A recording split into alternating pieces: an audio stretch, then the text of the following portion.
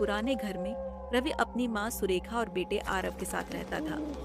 लेकिन इस घर में अब पहले जैसी शांति नहीं थी। सन्नाटे के बीच एक डरावना सच छुपा था। रवि की पत्नी प्रिया की आत्मा। प्रिया की मौत कुछ महीने पहले एक रहस्यमयी बीमारी के कारण हो गई थी। मरने से पहले उसने आखिरी बार अपने बेटे आरव को गले लगाया था और धीरे से कहा था, मैं हमेशा तुम्हारे पास रहूंगी। उसके मरने के बाद अजीब घटनाएं होने लगी। रात को आरव के कमरे से किसी के फुसफुसाने की आवाजें आती। कभी पालना अपने आप हिलता तो कभी आरव किसी से हंसकर बातें करता।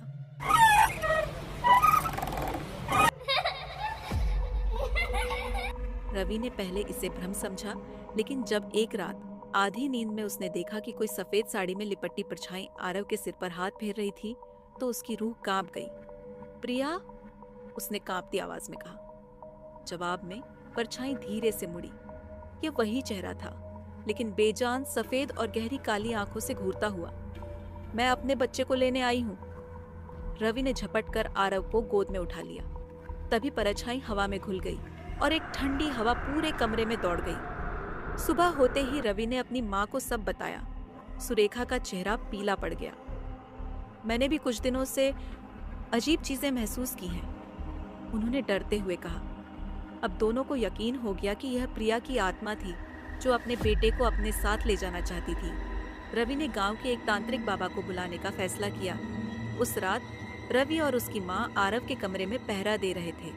रात के ठीक 2 बजे फिर से वही सरसराहट हुई। अचानक कमरे का तापमान गिर गया। दरवाजे अपने आप खुल गए और एक ठंडी हवा पूरे कमरे में फैल गई। रवि ने कांपते हुए इधर उधर देखा और तभी आरव के बिस्तर के पास वही परछाई प्रकट हुई। मुझे मेरा बच्चा दे दो। वह आत्मा हवा में तैरती हुई आगे बढ़ी। रवि और उसकी मां डर से जकड़ गए। आत्मा ने हाथ बढ़ाया और आरव का हाथ पकड़ने की कोशिश की, लेकिन तभी रवि ने हिम्मत जुटाकर पास रखी पवित्र राख को हवा में उछाल दिया।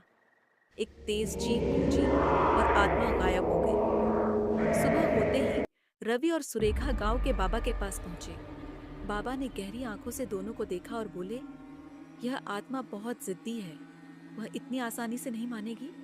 अगली बार वह और भी ताकतवर होकर आएगी। तो हम क्या करें? रवि ने घबराते हुए पूछा।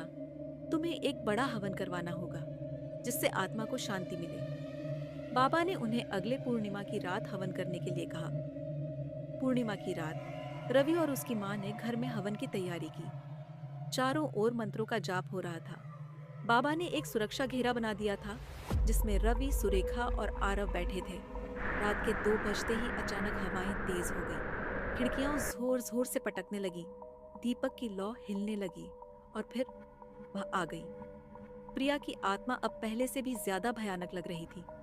उसकी आंखें और गहरी हो गई थी और उसकी आवाज में एक अजीब सा कंपन था। आरव को मुझे दे दो, यह सिर्फ मेरा है। आत्मा ने जोर से चिल्लाया और हवा में एक झटका सा लगा। सुरेखा जमीन पर गिर पड़ी।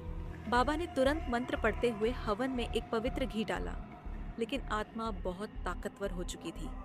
रवि, मुझे मेरा बच्चा दे दो, वरना मैं तुम्हें कभी चैन से जीने नहीं दूंगी। रवि की आंखों में आंसू थे।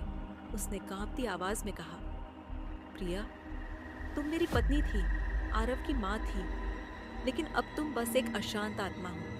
मैं तुम्हें शांति देना चाहता हूँ, लेकिन मैं अपना बेटा तुम्हें नहीं दे सकता।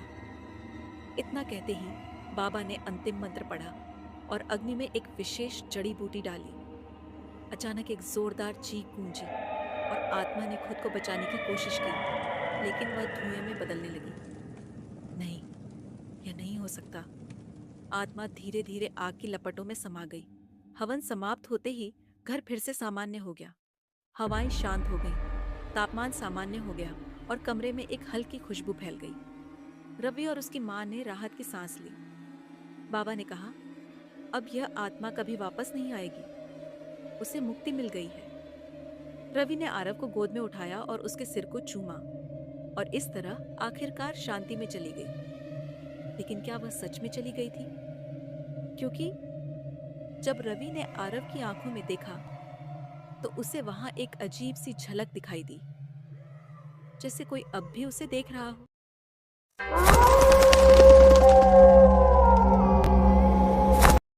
इस तरह की हॉरर स्टोरी देखने के लिए कृपया मेरे चैनल को सब्सक्राइब कर लीजिए और बेल आइकन भी प्रेस कर दीजिए। अगली हॉरर स्टोरी में एक छोटी सी बच्ची को जिंदा दफना दिया जाता है और अब वो कैसे सबको सता रही है, वो देखने के लिए तैयार रहिए। कहानी काफी डरावनी और सस्पेंस से भरपूर होगी।